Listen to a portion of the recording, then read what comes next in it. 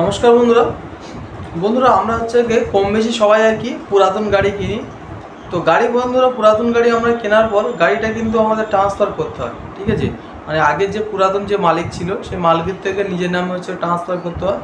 তো এখানে বন্ধুরা গাড়ি ট্রান্সফার করার জন্য বিশেষ কয়েকটা কাগজ প্রয়োজন হয়। তো বন্ধুরা সেগুলো কী কী কাগজ আজকের এই ভিডিওর মাধ্যমে আলোচনা করব। তো বন্ধুরা দেখুন এখানে প্রথমত দুটো ফর্ম লাগে, একটা 29 নম্বর ফর্ম আর একটা হচ্ছে 30 নম্বর ফর্ম।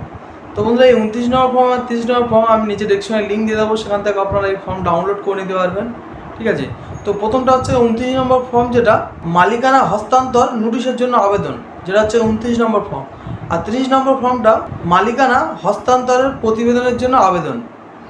তারপর বন্ধুরা এই দুটো ফর্ম অবশ্যই লাগছে। তার নাম 3 নম্বর হচ্ছে গাড়ির হচ্ছে যেটা হচ্ছে রেজিস্ট্রেশন কাগজ, যেটা আরসি বলা হয়। গাড়ি যে আসল রেজিস্ট্রেশন কাগজ, সেই রেজিস্ট্রেশন কাগজটা লাগে।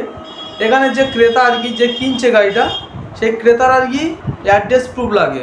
গাড়ির যে বিমা করা রয়েছে সেই বিমার যে কাগজপত্র, সেই বিমার কাগজপত্রটা লাগে। তারপর বন্ধুরা ক্রেতা এবং বিক্রেতা দুজনের হচ্ছে ফটো লাগে।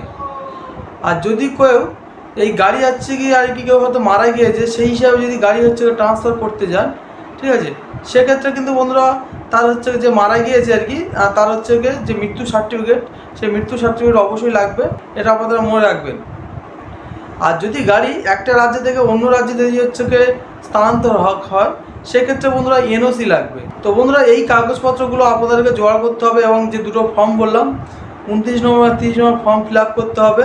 ফিল আপ করে আপনার যে আরটিও অফিস আছে সেই আরটিও অফিসে সমস্ত কাগজ জমা দিতে হবে। তো বন্ধুরা সমস্ত কাগজ জমা দিলে এবং বন্ধুরা এই গাড়ি ট্রান্সফারের জন্য একটা হচ্ছে ফ্রি লাগে, সেই টাকাটা আর কি আরটিও অফিসে জমা করতে হবে। এবং বন্ধুরা এই গাড়ি আপনাদের হচ্ছে ট্রান্সফার হতে 30 দিনের মতন টাইম লাগবে। তো 30 দিন বাদেই হচ্ছে তার ট্রান্সফার হয়ে যাবে। তো ভিডিওটা আজ বন্ধুরা এই ছোট্ট ভিডিও ছিল। ভিডিওটা কেমন লাগলো অবশ্যই কমেন্ট করে জানাবেন এবং চ্যানেলে যারা নতুন দর্শক তারা অবশ্যই চ্যানেলটিকে সাবস্ক্রাইব করে দেবেন।